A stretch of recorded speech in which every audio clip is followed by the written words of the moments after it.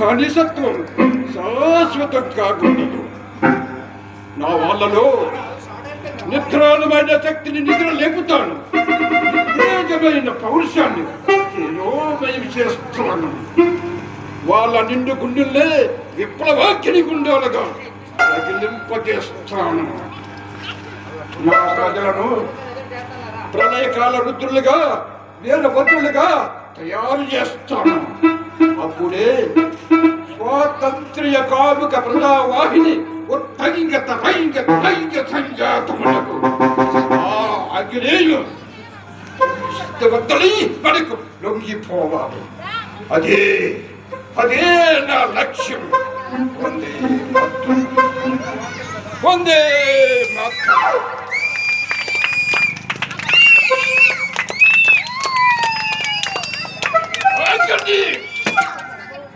ఏమిటి ఈ అఘాత్యం?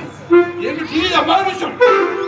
ప్రేక్షణ ముక్కలు చేసుకుని ఆ శ్రామికులను ఎందుకలా చిత్రంలో చేస్తున్నారు? ఏమన్నావు? ఇది మీ దొర ఆజ్ఞ. దొర ఎవడరా దొర? ఆశ్రయం ఇచ్చిన వారిని అధపతాళానికి నెట్టి వేయాలనుకునే కృతజ్ఞుడు వాడా దొర. కన్నులు పెట్టిన ఇంటికి కన్నం వేసిన గడ్డి దొంగ వాడా దొర.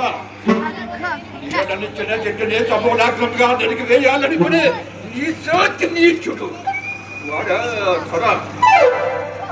మన దేశ సంపదను తమ దేశానికి తరలించిపోయే బందిపోటు దొంగ వాడా దొర. ప్రజల స్వేచ్ఛ స్వాతంత్ర్యం నరికట్టి యావత్ భారతదేశానికి బానిసత్వం అనే సంఖ్యల్ని తగిలించిన పరమక్షమోత్సుకుడు వాడా మీ త్వర. ఆ మాట చెప్పడానికి నీకు చిక్కెక్కడ లేదురా?